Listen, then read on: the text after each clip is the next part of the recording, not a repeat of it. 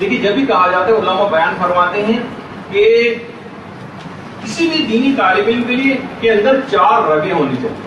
دیکھیے بڑی اہم چیز ہے 4 رگیں. پہلی رگ ہے رگ جد و جہدی کہلاتی ہے. حافظہ کبھی کرنا ہے اور رگ جد و جہدی یعنی خوب محنت. یہ اس وقت آپ کے سامنے آخر ملا قاسم خراسانی جو صاحب کفایت الاصول کہلاتے ہیں. کوئی مجتہد بن ہی نہیں سکتا جب تک کہ وہ کفایہ نہ پڑے. یہ ان کا درس اس وقت ہو رہا ہے.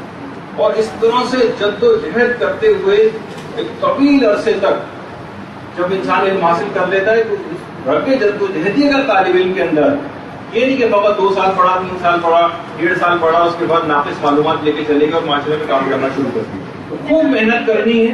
جی ملا قاسم خراسانی صاحب کفایت الاصول. تو جد و جہد خوب کرنا ہے رگ جد و جہدی ہونی چاہیے. اور دیکھیے وہ پہلا زمانہ تھا. آج بھی اس طرح سے آج کل کے دور میں لوگ بیٹھ کے علم حاصل کر رہے ہیں اور پوری جد و جہد کر رہے ہیں. عمر اس کے اندر لگا رہے ہیں. دیکھیے خواتین خاص طور پر میں خطاب کروں گا ان خواتین سے جو غیر شادی شدہ. وہ اس موقع کو اور وقت کو بہت غنیمت سمجھیں. اگر اس موقع سے انہوں نے فائدہ اٹھا لیا. دیکھیے سورہ مریم میں جو 25ویں آیت ہے وَحُزِّ إِلَيْكِ بِجِذْعِ النَّخْلَةِ تُسَاقِطْ عَلَيْكِ رَطْبًا جَنِيًّا. 25ویں آیت ہے سورہ مریم کی. اے مریم اس درخت کو ہلاؤ کھجور کے اور جو تمہیں تازہ خرمے ملے انہیں کھاؤ. جبھی جو زچہ ہے اس کے لیے مستحب ہے کہ اس کو تازہ 9 کھجوریں کھلائی جائے. لیکن تفسیر اسنا شریعہ جو اس کے اندر جب یہ قرآن کی آیت سورہ مریم کی 25ویں آیت آئی جس میں حضرت مریم سے کہا گیا کہ اس درخت کو ہلاؤ کھجور کے اور تازہ کھجوریں جو ملے اس میں سے کھاؤ. تو تفسیر اسنا شریعہ میں یہ چیز ہے کہ حضرت مریم نے اس وقت پروردگار عالم سے ایک سوال کیا کہ پروردگارہ اس سے قبل تو جو مجھے غذا ملتی تھی وہ محراب عبادت میں خود حاضر ہو جاتی اور آج مجھے کہا جا رہا ہے کہ میں درخت کو ہلا کر غذا استعمال کروں یعنی کچھ کام کروں اس کے لیے. تو پروردگار کی طرف سے جواب آیا کہ مریم تم اس وقت صاحب اولاد نہیں تھی. تمہاری تمام تر توجہ ہماری طرف تھی. ہم ہی تمہاری ساری خواہشات پورا کرتے تھے. آج تمہارا ایک بچہ ہے تمہارا دل اس کی طرف بھی متوجہ ہو گیا ہے اور جتنی مقدار میں بچے کی طرف دل متوجہ ہے اتنی ہماری طرف سے توجہ ہٹ گئی. لہٰذا درخت کو ہلا کر رزق لینا. یہ بات یاد رکھ لیجیے. اس موقع سے یہ جب شادی کی مصروفیات شروع ہو جاتی ہیں اور بعد میں کس طرح آپ کے دین کے اوپر ایک اگرچہ اس کے بعد بھی کوششیں کر کے آپ اپنے ٹائم کو مینج کرتے ہوئے حاصل کر سکتے ہیں لیکن اس موقع جو گولڈن پیریڈ اس سے فائدہ کر نہیں اٹھا ہے اور بعد کے دنوں کا انتظار کیا تو یہ دن آپ کے پاس کبھی نہیں ہے. جب کہ آیت اللہ مستحدی تہرانی فرماتے ہیں کہ جہاز میں جب لوگ جہاز لینڈ کرنا چاہتے ہیں رن وے پر تو اکثر کنٹرول ٹاور سے یہ چیز اعلان ہوتا ہے کہ پہلے کئی اور جہاز آپ سے پہلے فضا میں یا تو آپ چکر لگاتے رہے کسی اور ایئرپورٹ کی طرف چلے جائیں. تو یہ فرماتے ہیں کہ آیت اللہ مستحدی تہرانی یہی معاملہ نور خدا کا اور ملائکہ کے نزول کا بھی ہوتا ہے. اگر کسی کے دل کے رن وے پر گھومے جاؤ شہرت کے جہاز چکر کاٹ رہے ہیں اور مقام و منصب کے طیارے اور مقبول ہونے کی خواہشات کے جو جہاز ہیں وہ اتر رہے ہیں تو اب یہ جگہ ملائکہ کے نزول کی نہیں رہی. اب اسے کہا جائے گا کہ واپس چلے جاؤ تو یہ پھر نور ملائکہ اور نور پروردگار یہ واپس چلا جائے اگر یہ سب چیزیں اس دل کے اندر جو ہے وہ موجود ہے. جب بھی کہا جاتا ہے علماء بیان فرماتے ہیں کہ اگر آپ نے اخلاقیات سے اپنے آپ کو مزین نہیں کیا اپنے روح کو اور اپنے کردار کو تو کیا ہوگا کہ جس وقت آپ آیت اللہ لوگوں سے خطاب کریں گے جس وقت آپ آیت اللہ بنیں گے تو آپ کا نفس آیت اللہ العظمیٰ بن چکے ہیں. اگر آپ نے اس سے فائدہ نہیں اٹھایا علم اخلاقیات کو اپنے اندر راسل نہیں کیا تو ایک تو چیز یہ ہو گئی کہ اس بات کو غنیمت سمجھیں اور رگ کے جد و جہدی سے کام لے کر خوب محنت کریں کیونکہ اگر یہ رگ آپ کے اندر سے ختم ہو گئی محنت کرنے کی تو پھر اب سب کچھ ختم ہو جائے گا. دوسری چیز ہر شخص کے اندر ایک رگ مقدسی ہونا چاہیے. رگ مقدسی تلاوت قرآن الخصوص آپ کو کرنا ہے. جب بھی پیغمبر اسلام کی جو حدیث ہے وہ یہ ہے کہ حملۃ القرآن عرفاء اہل الجنہ یعنی جو حاملان قرآن یا جو حافظان قرآن ہے جنت کے عرفاء میں سے. جتنی بھی دعائیں ہیں مستحبات ہیں اور روزے ہیں اور جو مناجاتیں ہیں یہ ضرور آپ کرتی رہیں، خاص طور پہ تلاوت قرآن. جب نجف میں امام خمینی ضلع وطن تھے اور آنکھیں خراب ہو گئی تھی وہاں، ڈاکٹروں نے قرآن اور وفاتی تک پڑھنے سے منع کر دیا.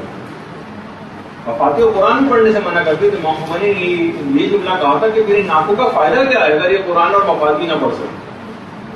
تو بہرحال جب اس کے بعد پھر بہرحال آنکھیں ٹھیک ہوئی، انقلاب آیا، انقلاب کے بعد اپنے وطن جو ہے وہ واپس آئے ہیں، تو مرجعیت کی ذمہ داریاں الگ تھیں اور استفتاءات کے جوابات دیا کرتے تھے اور رہبری حکومت کی جو ہے وہ الگ کیا کرتے تھے.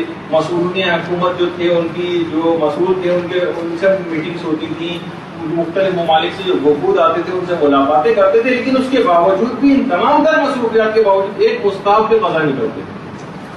اور روزانہ تلاوت قرآن کے حوالے سے ایک چیز ملتی کہ روزانہ 3 سے 5 الگ الگ اوقات میں الگ سے تلاوت قرآن کیا کرتے ہیں، اور رمضان میں تو 3 قرآن کم سے کم ختم کیا کرتے تھے تلاوت قرآن. اول وقت نماز ادھر شروع ہوتی تھی، ادھر ساری میٹنگ ختم کر دیتے.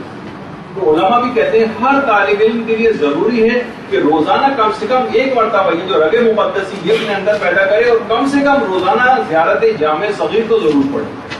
زیارت جامع صغیر، امام خمینی زیارت جامع کبیر پڑھتے تھے اور 100 لام اور 100 سلام بھی پڑھا کرتے تھے. لیکن علماء کہتے ہیں جو محنتی طالب علم ہوں اور درس و تدریس اور علم حاصل کر رہے ہیں بہت زیادہ لگے ہوں، ان کو فقط جامع صغیر پڑھنے پر اکتفا کرنا چاہیے.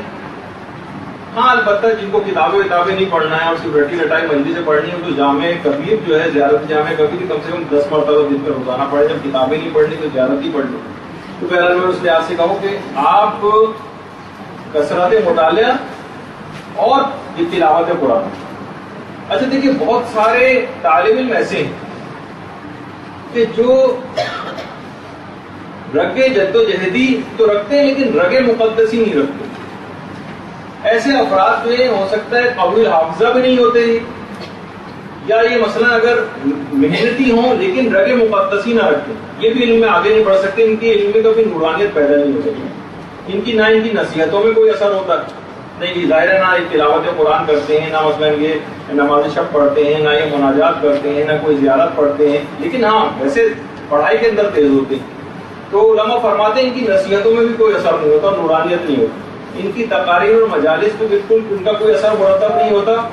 اور یہ ٹی وی پر آنے والے ان چرب زبان سیاستدانوں کی طرح سے ہو جاتے ہیں کہ جو اپنی زبان دانی سے لوگوں کو خاموش تو کر دیتے ہیں لیکن ان کی باتیں دلوں میں اثر نہیں کرتی لوگوں کو، اس طرح کے ہو جاتے ہیں. تو بہرحال تلاوت قرآن اس کی بڑی اہمیت ہے، تمام دعائیں اور زیارت. اور علماء دیکھیں کبھی بھی اس چیز سے دور نہیں رہے. جو آج اتنے بڑے طاقتی طاقتوں کو شکست دی ہے یہ آپ کے سامنے رگ مقدسی بھی رکھتے ہیں اپنے علم کے ساتھ ساتھ. حسن نصر اللہ یہ جوانی کی تصویر ہے، لیکن اس وقت بھی اسی طریقے سے عبادات کے اندر. اور آپ نے دیکھا کہ پوری کی پوری جنگ کس طرح سے اسرائیل کو شکست فاش دی اور کتنا اپنی اس ظاہری طاقت کے اوپر بھروسہ نہیں کیا. وہ تو کچھ بھی نہیں تھی اس کے مقابلے میں اسلحے والی، لیکن اپنی ایمانی طاقت سے اور دعائے جوشن صغیر کا جن کا پیغام آپ نے سنا تھا تو لوگ پڑھے اس سے کس طرح سے اسرائیل کو بہرحال شکست ہوئی. ایک عالم خود یہ بیان کرتے ہیں. اسی طریقے سے دیکھیے رہبر معصوم ہر وقت آپ ان افراد کے جو جتنے بھی تصاویر دیکھیں گے ہاتھ خدا کی طرف اٹھے ہوئے دیکھیں گے، رگ مقدسی رکھتے ہیں اپنے اندر. یہ کبھی بھی ان چیزوں سے تمام تر مصروفیات کے باوجود بھی ان چیزوں سے کبھی غافل نہیں ہوتے کہ بھائی میں تو بہت مصروف ہوں، ظاہر ہے اتنی ذمہ داریاں حکومت کی میرے اوپر ہیں تو میں کسی اور طرف اپنی مصروفیت کو نکل جاؤں. ایک عالم فرماتے ہیں کہ تمام لوگوں نے ایک عالم سے مرزا قمی کی جو کتاب ہے باقاعدہ قوانین الاصول، جو مرزا قمی جو آپ نے سنا تھا سے تھوڑی دیر پہلے جنہوں نے دعا کی تھی ان کی قبر ہے جو سامنے، تو کہا کہ ہم ان کی کتاب قوانین جو ان کی کتاب قبر کے اوپر ان کی کتاب کا نام بھی لکھا ہوا مرزا قمی. ایک عالم کے پاس گئے اور کہا کہ ہم آپ سے قوانین الاصول جو ہے مرزا قمی کی کتاب کا درس لینا چاہتے ہیں. انہوں نے کہا کہ میں جو ہوں نماز مغرب کے اول وقت میں پڑھا سکتا ہوں، جس وقت نماز مغرب کا اول وقت ہوتا ہے اس کے علاوہ ٹائم نہیں ملتا. علماء بیان فرماتے ہیں کہ یہ وہ عالم دین تھے کہ جو کہ رگ مقدس ہی نہیں رکھتے. تمام طالب علموں نے کہا اس وقت تو ہم آقا تبلیغ انصاری کی نماز جماعت میں شریک ہوتے ہیں ہم آپ کے درس میں کیسے ہیں کہ اور وقت دے دیجیے. کہا نہیں میں وقت دوں گا تو پھر صرف نماز مغرب کا اول وقت نماز کو تم گھر پہ جا کر پڑھو اور مجھ سے درس لینا تو ان ٹائمنگس میں ہو. تو کہہ رہے ہیں کہ ہم نے کچھ عرصے بعد دیکھا کہ ان کے درس شروع ہوا لیکن طالب علم آہستہ آہستہ کم ہوتے چلے گئے اور اس کے بعد ایک وقت ایسا آیا کہ طالب علم آنا بالکل بند ہو گیا, درس ہی معطل ہو کے رہ گیا. کچھ عرصے بعد ہم نے دیکھا کہ انہوں نے اپنا لباس روحانیت امامہ اور ابا قبا بھی اتار دیا, پینٹ شرٹ پہننے لگے. اس کے بعد انہوں نے حوزہ علمیہ کو بھی چھوڑ دیا اور ایک کالج جوائن کر لیا اور کچھ عرصے بعد ہم نے دیکھا کہ انہوں نے اپنی داڑھی بھی مونڈ لی اور عام افراد کی طرف سے پڑھ لی. اتنے بڑے عالم تھے کہ قوانین الاصول جو مشکل ترین کتاب ہے اس کو پڑھاتے تھے. رگے جدوجہدی تھی, رگے مقدسی نہیں تھی. ان چیزوں سے اپنے آپ کو انہوں نے طاقت نہیں پہنچائی اپنے ایمان کو, اور نتیجہ کیا ہوا کہ بالکل ایسی بے برکتی ان کے اندر چیز پیدا ہو گئی کہ پوری کی پوری ہر چیز ہی گویا ختم ہو گئی. تو بہرحال بہت سے دیکھیے طالب علم اچھا نہیں پڑھتے, بہت سے, اچھا میں اس کو الٹی بات بتاؤں, طالب علم بہت سے اچھے نہیں پڑھتے, اچھا نہیں پڑھتے لیکن رگے مقدسی ان کے اندر ہوتی ہے. یعنی نمازیں بھی پڑھ رہے ہیں اور نماز جماعت بھی پڑھ رہے ہیں اور زیارتیں بھی پڑھ رہے ہیں, لیکن کیا ہوتا ہے کہ نہ ان کو تحقیق کا کوئی شوق ہوتا ہے, نہ کوئی مباحثے کا شوق ہوتا ہے, نہ کوئی مطالعے کا شوق ہوتا ہے, البتہ عبادتوں کے اندر لگے رہتے ہیں. تو ایسے افراد کیا بن جاتے ہیں, عالم تو نہیں بن پاتے, عابد بن جاتے ہیں. ٹھیک ہے عابد کا جو ثواب ہے ان کو ملے گا, لیکن بہرحال وہ عالم اور عابد کا جو فرق ہے وہ بہرحال وہ ان کے اندر چیز نہیں آ پاتی.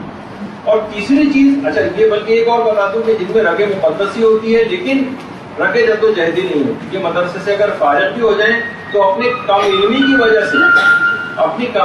وجہ سے اور اپنی بے عملی کی روش کی وجہ سے یہ لوگ مدرسے کو بھی بدنام کرتے ہیں.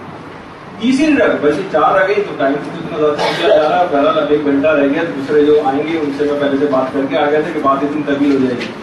اس کے بعد ہے رگے توسلی ہونی چاہیے. اس سے رگے توسل, امام سے توسل کرنا, آئمہ سے توسل کرنا, معصومین سے توسل کرنا, امام زمانہ علیہ الصلوۃ والسلام کی ذات گرامی سے توسل کرنا.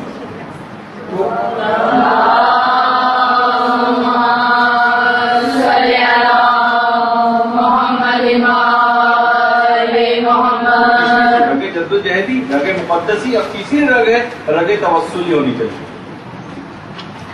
اور ہر چیز میں, چھوٹی سے چھوٹی چیز میں بھی امام اور معصومین سے توسل کرنا.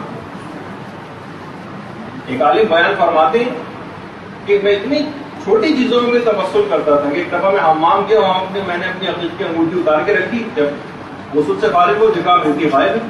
کہا میں نے اسی وقت 1000 دفعہ درود پڑھ کے, 10 تسبیحاں پڑھ کے درود کی حضرت نرجس خاتون کو, امام زمانے کی والدہ کو ہدیہ کی. اچانک سے میں نے دیکھا پانی کے اوپر وہ تیرتی ہوئی اوپر آ گئی جو انگوٹھی. تو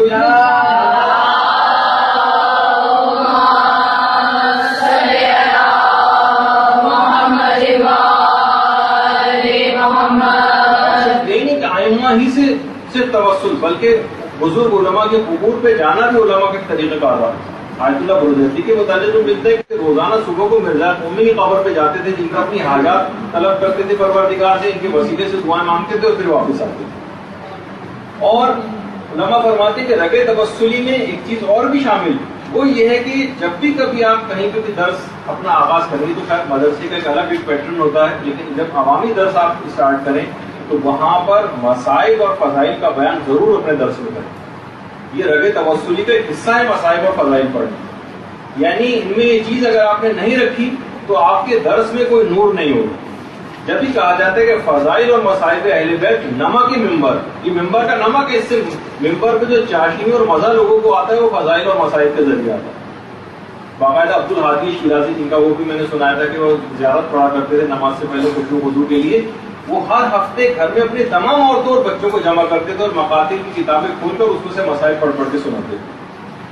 اور ایک دفعہ شیخ جعفر علی کشف الغطا, انہوں نے ملتا ایک دفعہ کہ انہوں نے اپنی پوری تحقیق کے بعد اختلاف روایات کو ہٹا کر اور شہزادی کونین کی جو شہادت کی تاریخوں میں اختلاف ہے اس میں ایک نتیجے پر پہنچ گئے اور ایک حتمی تاریخ کا تعین کر دیا. تحقیق مکمل ہو کہ شہزادی کی شہادت اس تاریخ کو واقع ہوئی. ان کے شیخ جعفر علی کشف الغطا کے جو فرزند تھے, انہوں نے شہزادی کونین کو خواب میں دیکھا.